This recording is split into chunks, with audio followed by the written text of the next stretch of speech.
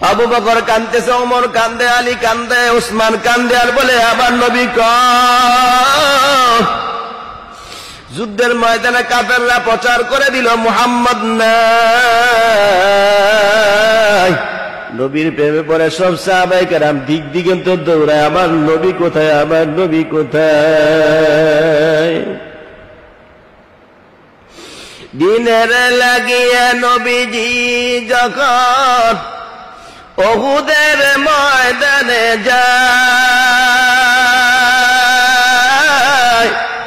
প্রচন্ড এক আঘাতে নবীজির দ্বন্দ্ব শহীদ হয়ে যায়। সেদিন উল্লাসে মাতিয়া কাফেরের দল উড়াইয়া যায় পতাকা, ঘোষণা করেছে মুহাম্মদ মরেছে, আর পাইবে না তার দেখা। আমরা যে তার আদরের উম্মত, উম্মতের করলাম কি? আমরা যে তার মোহাব্বতের উম্মত, কয়দিন কেন্দেছি। শুনিয়াছে সংবাদ এক মুসলিম মহিলা পাগল হইয়া ছুটেছে, কাফেরেরা বলছে তোমার প্রতিপুত্র সবই মারা গেছে। মহিলা বলছে চাই না তা শুনতে, বলো আমার দিনের নবী কেমন আছে? আমরা যে তার আদরের উম্মত, উম্মতের করলাম কি? ঠিক কিনা করে কও? রাসূল আমার আল্লাহর দোস্ত, আখেরি নবী, আমরা যে তার আদরের উম্মত, উম্মতের করলাম কি?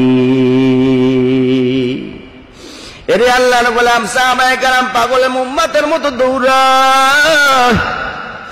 হযরত আলী সিজদায় পড়ে কাঁদে আর বলে আল্লাহ,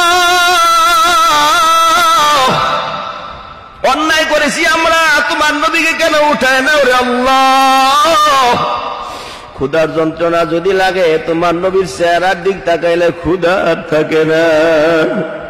যত দুঃখের মধ্যে আমরা পড়ে থাকি, নবীর চেহারার দিক তাকাইলে কোনো দুঃখ লাগে না। রে আল্লাহ, নবীকে উঠাই দিও না। ওই দিকে 10 জন সাহাবায়ে কেরাম আমার নবীকে ঘেরাও করে দাঁড়ায় গেছে। এক সাহাবী আমার নবীর ডান দিকে দাঁড়া, বাম দিকে তারা, চতুর্দিকে ঘুরতেছে আর ঘুরতেছে। আমার নবী ডাইকে বলে কেন তুমি এমন করতেছ?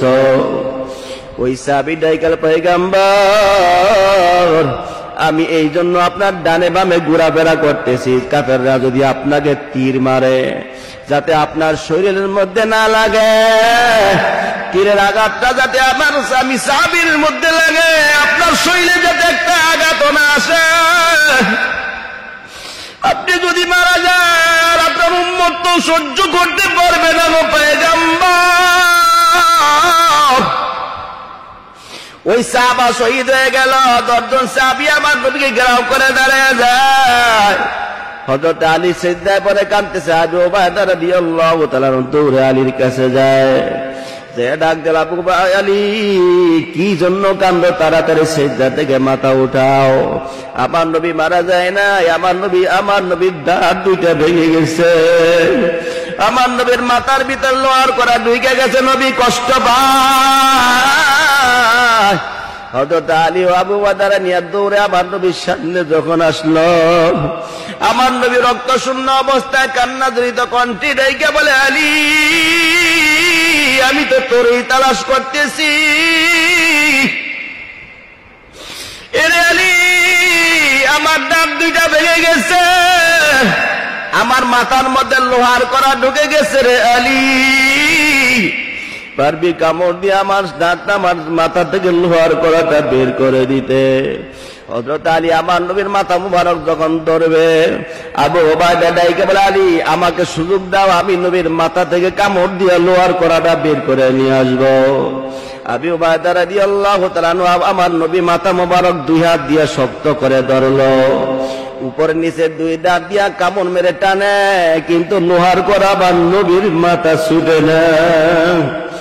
मोहम्मद को मोहब्बत रखो भाई दिल में हमेशा, मोहम्मद को मोहब्बत रखो भाई दिल में हमेशा, ताकि शफी मर्दे का मालूम मौत मुस्तफा, ताकि शफी मर्दे का मालूम मौत मुस्तफा, मोहम्मद को निशाना रखो भाई सबसे प्यारा रहमतुल लिल आलामीन नामक नबी हमारा। जोरे बोल अल्लाहु আকবার। আল্লাহর গোলাম নবী সাল্লাল্লাহু আলাইহি ওয়াসাল্লাম দিনের দাওয়াত দেওয়ার জন্য যখন তাইফের ময়দানে যায়, তাইফবাসীদেরকে দাওয়াত দিলেন, মক্কার কাফেররা নবীর বিরোধিতা শুরু করে দিল।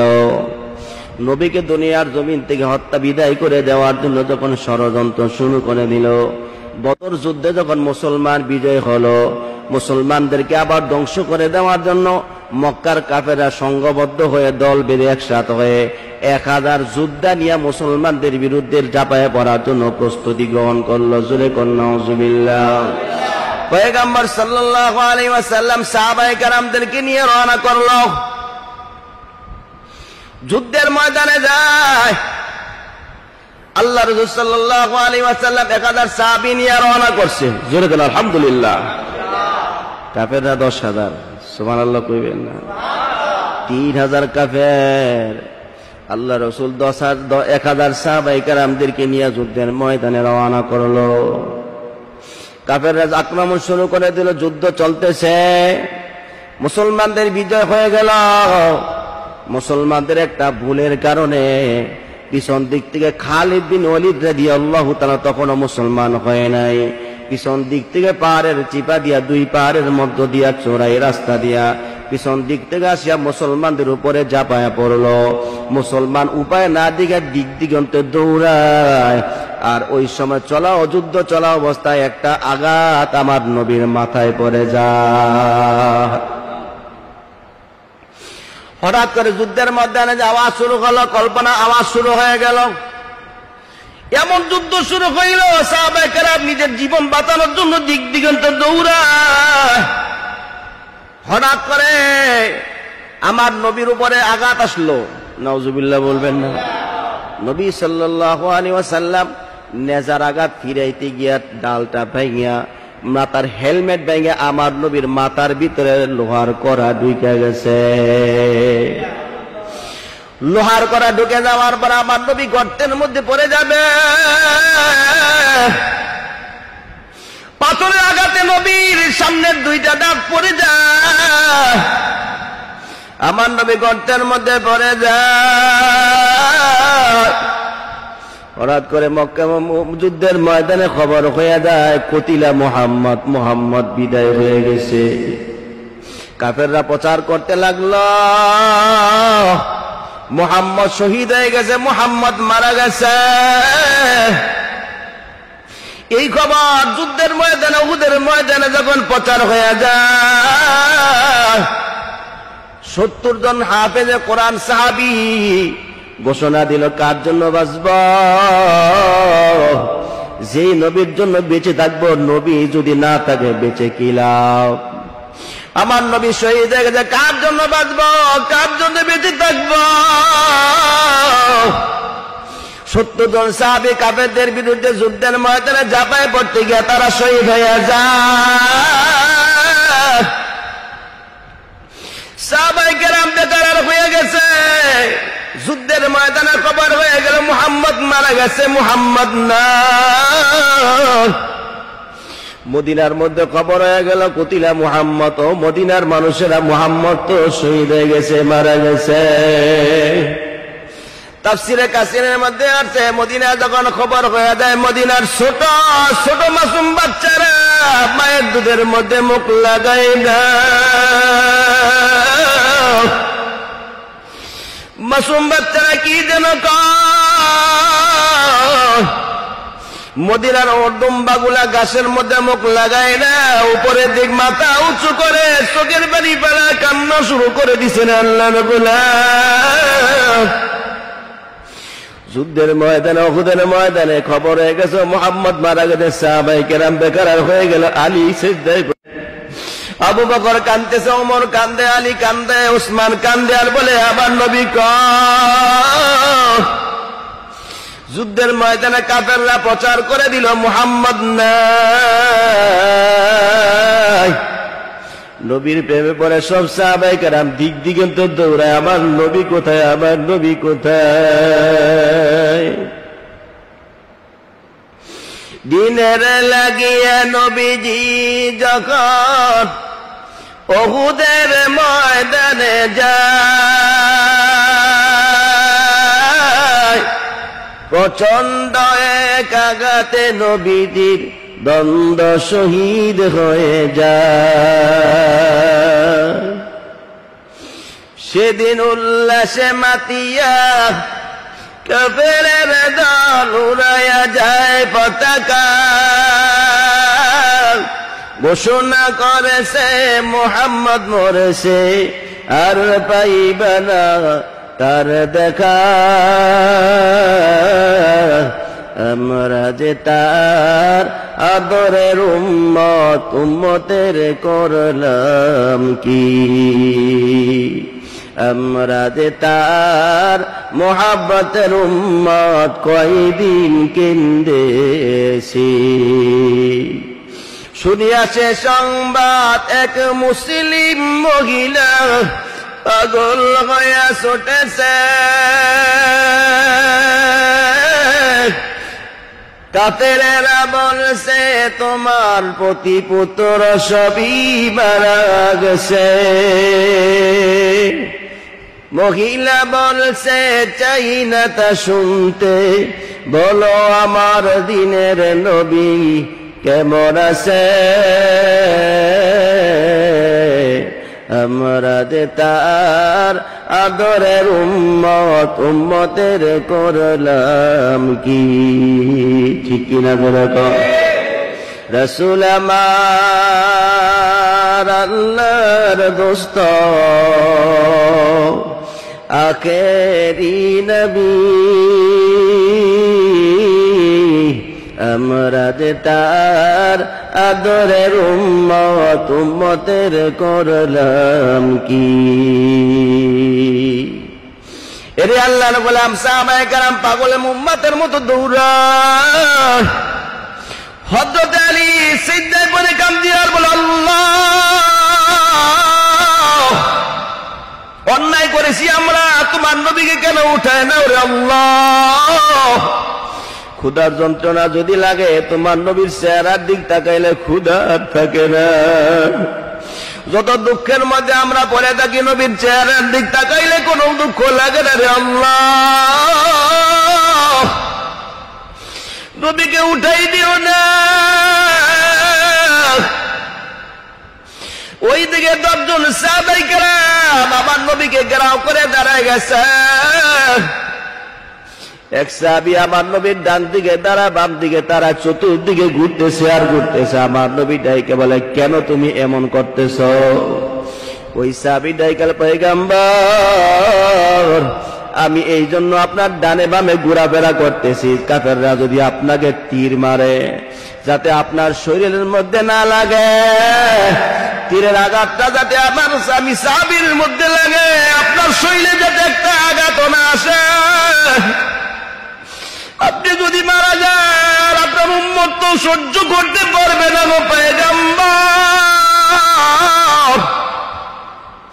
ওই সাহাবা শহীদ হয়ে গেল। 10 জন সাহাবী আমার নবীকে ঘেরাও করে দাঁড়িয়ে যায়। হযরত আলী সিজদায় পড়ে কাঁদতেছে। আবু উবাইদা রাদিয়াল্লাহু তাআলা দৌড়ে আলীর কাছে যায়, যে ডাক দিল আবু আলী কি জন্য কান্দো? তাড়াতাড়ি সিজদা থেকে মাথা উঠাও। আমার নবী মারা যায় না, আমার নবীর দাঁত দুইটা ভেঙে গেছে, আমার নবীর মাথার ভিতর লোহার করা ঢুকে গেছে, নবী কষ্ট পায়। হযরত আলী ও আবু বকর নিয়ে দৌড়ে আমার নবীর সামনে যখন আসলো, আমার নবী রক্ত শূন্য অবস্থায় কান্না জড়িত কণ্ঠে ডেকে বলে, আলী আমি তো তোরই তালাশ করতেছি। এরে আলী, আমার দাঁত দুইটা ভেঙে গেছে, আমার মাথার মধ্যে লোহার করা ঢুকে গেছে রে আলী, পারবি কামড় দিয়ে আমার দাঁত আমার মাথা থেকে লোহার করাটা বের করে দিতে?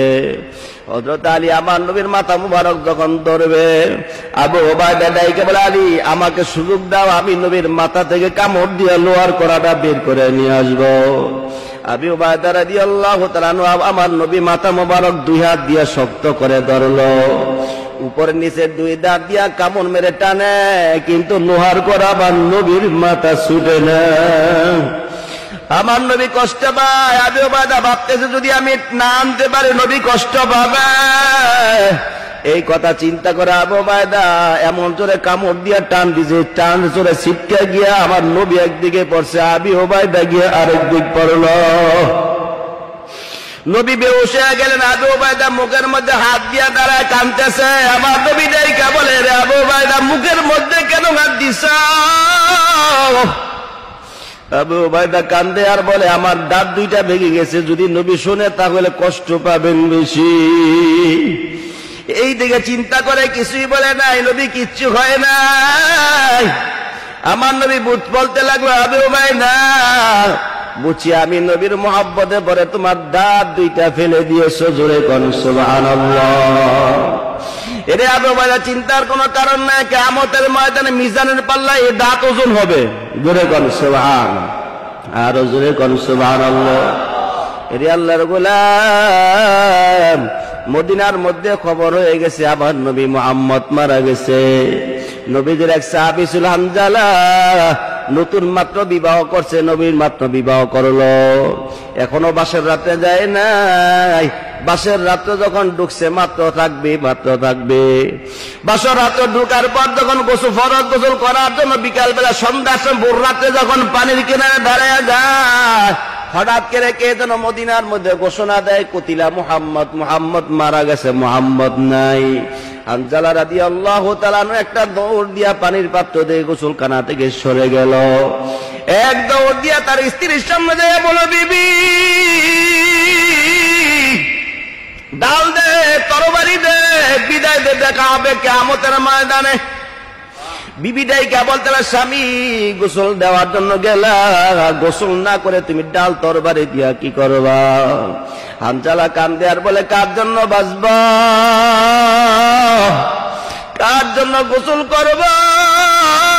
আমার নবী তো নেই, আমার নবী নাকি উহুদের ময়দানে শহীদ, আমি কার জন্য বাঁচবো? বিদায় দে, দেখা হবে কিয়ামতের ময়দানে রে বিবি। হানজালা রাদিয়াল্লাহু তাআলা যুদ্ধের ময়দানে আসিয়া যুদ্ধ করতে করতে শহীদ হয়ে যায়। সকালবেলা নবী ডাইকে বলতেন, সাহাবীরা যারা আল্লাহর রাস্তায় জীবন দিল, যারা শহীদ হয়ে গেছে তাদের লাশগুলো একসাথ করো, আমি নবী তাদেরকে জানাজার নামাজ পড়াবো। এই অবস্থা চলতেছিল। সাহাবায়ে কেরাম লাশগুলা খুঁজে খুঁজে একসাথ করতেছিল। অমনি একটা মহিলা আউলা কেসে পাগলের মতো দৌড়ে আসিয়া বলতে লাগলো, আমার নবী কোথায়? সাহাবায়ে কেরাম ওই মহিলাকে নবীর সামনে নিয়ে দাঁড় করায় দিলে। মহিলা বলতে লাগলো, নবী আপনি সব শহীদদেরকে বিনা গোসল মাটি দিয়েন, কিন্তু আমার স্বামীকে গোসল ছাড়া মাটি দিয়েন না। আল্লাহর নবী ডাইকা বলে, তোমার স্বামীর নাম কি? ওই মহিলা জবাব দেয়, আমার স্বামীর নাম হলো হযরতে হানজালা রাদিয়াল্লাহু তাআলা আনহু, জোরে কোন সুবহানাল্লাহ। এরে আল্লাহর গোলাম, নবী কাঁদতেছে আর বলতেছে, আমার হানজালার কি হইছে? মহিলা ডাইকা বলতে, পয়গম্বর গতকালকে মাত্র আমাদের বিবাহ হইল, বাসর রাতের পর ফরজ গোসল করার জন্য যখন পানির কিনারে দাঁড়ায় যায়, কে যেন বলতে লাগলো, আপনি নাকি শহীদ হয়ে গেছেন। এই খবর শুনে পানি আর গোসল করে নাই, ডাল নিয়ে তরবারি নিয়ে আমার কাছ থেকে বিদায় নিয়ে যুদ্ধের ময়দানে আসিয়া শহীদ হয়ে গেছে। পয়গম্বর আপনি তারে গোসল ছাড়া মাটি দিয়েন না, আমার নবী ফেরে সাহাবায়ে কেরামদেরকে ডাইকা বলতে হলো তাড়াতাড়ি হানজালার লাশটা বের করে নিয়ে আয়, হানজালাকে গোসল দাও। অমনি জিবরাইল আইসা আমার নবীকে সালাম দিয়ে বলতে হলো নবী হানজালাকে গোসল দেওয়া হবে না, গোসল দেওয়ার দরকার নাই। হানজালা আপনার প্রেমে পড়ে, আপনার মহব্বতে ভালোবাসার মহব্বতে পড়ে হানজালা নিজের জীবনটা বিলীন করে দিল, শহীদ হয়ে গেল। ওই হানজালাকে আল্লাহ দুনিয়ার পানি দিয়া গোসল দিতে চায় না, ওই হানজালাকে আল্লাহ রাব্বুল আলামিন জান্নাতের হাউজে কাউসারের পানি দিয়া গোসল দিয়া দিয়েছে। জোরে কোন সুবহানাল্লাহ। এরে আল্লাহর গোলাম নবী বলতে লাগলো আমি পরীক্ষা করার জন্য হযরত হানজালার লাশের কিনারে দাঁড়ায় যাই, তাকায় দেখতে পাইলাম এখনো পর্যন্ত তার চুল আর দাড়ি বেয়ে বেয়ে পানির ফোঁটাগুলো জমিনে পড়তেছে। জোরে কোন সুবহানাল্লাহ।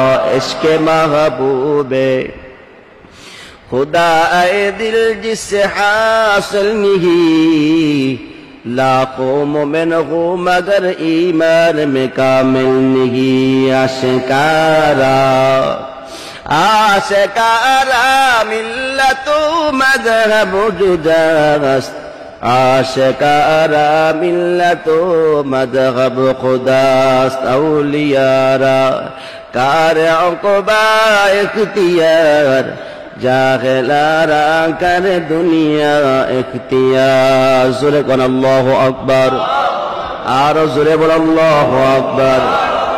এরে আল্লাহর গোলাম আমার নবীকে যদি নিজের জীবন থেকে বেশি ভালো না বাসতে পারো, তাহলে তুমি এখনো পর্যন্ত ইমানদার হতে পারো নাই, আল্লাহর নবীর সাথে জান্নাতে যাওয়ার মতো সুযোগও পাবে না, ঠিক কিনা?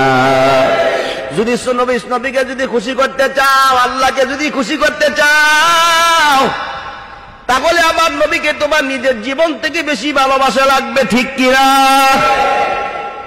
সাহাবায়ে কেরাম আমার নবীকে নিজের জীবন থেকে বেশি ভালোবাসলো, এই জন্য যুগে যুগে তাদের নাম সোনালী অক্ষরে লেখা হয়ে গেছে, ঠিক কিনা? ইমানদার অতক্ষণ পর্যন্ত পরিপূর্ণ ইমানদার হতে পারবা না যতক্ষণ না আবার নবীকে নিজের জীবন থেকে বেশি ভালো না বাসবা। ভালোবাসার শুধু দাবি করলে হবে না, ভালোবাসার দাবি করে খালি মিলাদ পড়লে হবে না। ইয়া নবী সালাম আলাইকা বলে খাড়ায় দুরুদ পড়ার নাম কিন্তু আশিকে রাসূল না। নবীর নামে দুরুদ আর মিষ্টি খাওয়ার নাম কিন্তু আশিকে রাসূল না।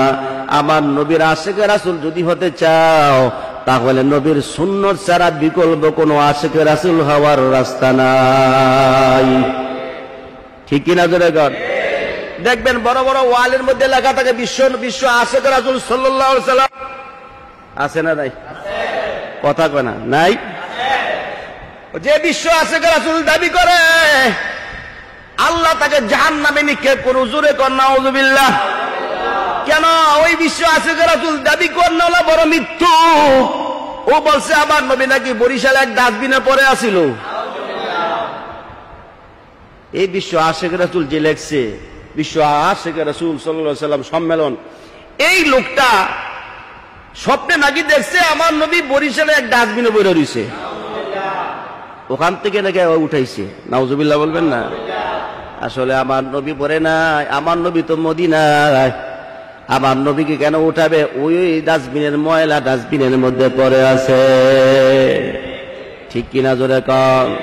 কারণ যারা আমার নবীকে নিয়ে কটূক্তি করে, যারা নবীর ব্যাপারে উল্টা পাল্টা কথা বলে, গালিগালাজ করে, ও কখনো দুনিয়ার জমি থেকে সম্মানী মর্যাদা নিয়ে মৃত্যুবরণ করতে পারে না। ও করোনার মধ্যে মারা গেছে, ডায়রিয়া অবস্থায় মারা গেছে। জোরে কন নাউযুবিল্লাহ। পাকিস্তানের একজন লোক, পাকিস্তানের একজন ইমরুল কায়েস নাম ছিল, ইমরুল কায়েস, ভালো কবি ছিল, অনেক কবিতা আবৃত্তি করতে পারত, দেখতো মোটামুটি অনেক সুন্দর ছিল। ও শেষ পর্যন্ত দাবি করছে ও নাকি নবী। জোরে কর নাউযুবিল্লাহ। ও কি নবী দাবি করছে? আমার নবীকে নিয়ে কটূক্তি করে, গালিগালাজ করে।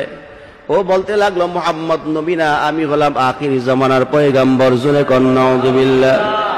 অথচ আমার নবীর ব্যাপারে, মুহাম্মদের ব্যাপারে আল্লাহ সাপোর্ট দিয়েছে, ঠিক কিনা? ما كان محمد أبا أحد من رجالكم ولكن رسول الله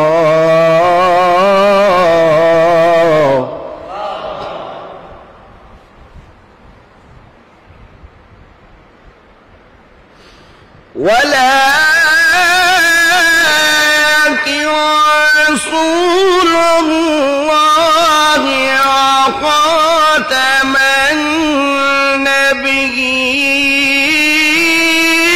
النبيين وكان الله بكل شيء عليما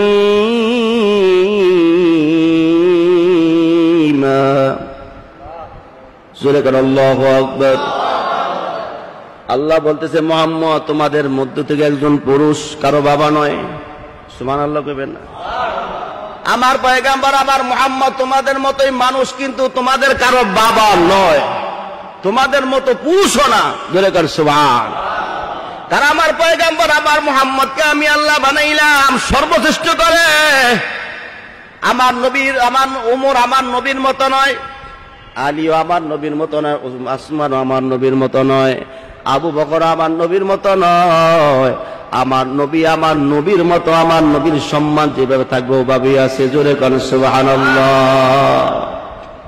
কুরআনুল কারীমে কোন কিতাবে কোন নবী পয়গম্বরদের ব্যাপারে এত সাপোর্ট আল্লাহ দেয় নাই এত গ্যারান্টি দেয় নাই কিন্তু আপনারা আমার নবীর ব্যাপারে আল্লাহ বড় সাপোর্ট দিয়েছে ঠিক কিনা وَإِنَّكَ لَعَلَى خُلُقٍ عَظِيمٍ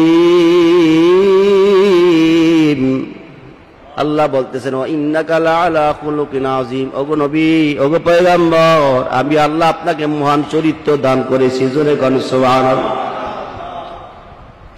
আমার সেই নবীর চরিত্রের ব্যাপারে তাসলিমা নাসরিন গালিগালাজ করছে নাউজুবিল্লাহ বলবেন বাংলাদেশের কিছু মুসলমান নামধারী মুসলমানদের সন্তান মুরতাদ মার্কা তারা আমার নবীকে নবীর চরিত্র নিয়ে গালিগালাজ করলো ভারতের একজন আমার নবীকে গালি দিল বলতে লাগলো আমার নবী নাকি চরিত্রহীন ছিল জোরে কোন নাউজুবিল্লাহ আমার নবী নাকি চরিত্র ছিল খারাপ আমার নবীকে যারা গালিগালাজ করে আল্লাহ রাব্বুল আলামিন বলে দুনিয়ার জমিনে তারা লাঞ্ছিত হইয়া মরবে ঠিক কিনা নবী কার কথা কোন কার নবী যদি আল্লাহর হয় তাহলে নবীকে আল্লাহ ভালোবাসতে বলছেন সেই নবীকে যদি কেউ গালিগালাজ করে আল্লাহ খুশি হবে না বেজার হইব জোরে কোন আমার নবীকে যারা গালিগালাজ করবে অন্য মুসলমান যারা চুপ থাকবে তারা মুনাফিক হয়ে যাবে আর যেই মুসলমান আমার নবীকে গালিগালাজ করার পরে নিজের শরীরে রক্ত মাথায় উঠে যাবে নিজের জীবনকে পরোয়া করবে না জীবনের মায়া করবে না ওই জালিমের উপরে চাপায় পড়বে জালিমকে ধ্বংস করে দেওয়ার জন্য প্রতিবাদ করবে আল্লাহ রাসূল রাইকে বলে তার ঠিকানা হবে আমি নবীর সাথে জান্নাতে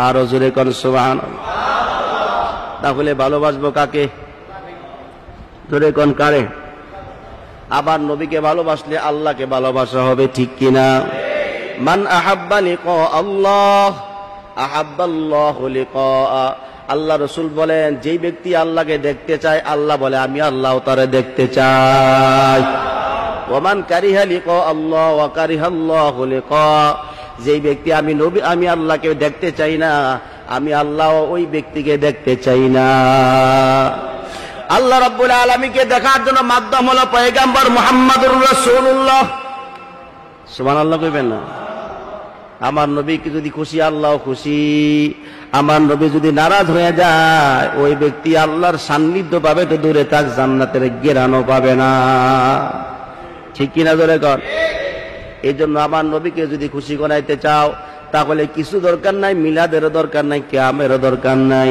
আমার নবীকে খুশি করার জন্য একটা পদ্ধতি হলো সেই নবীর আদর্শ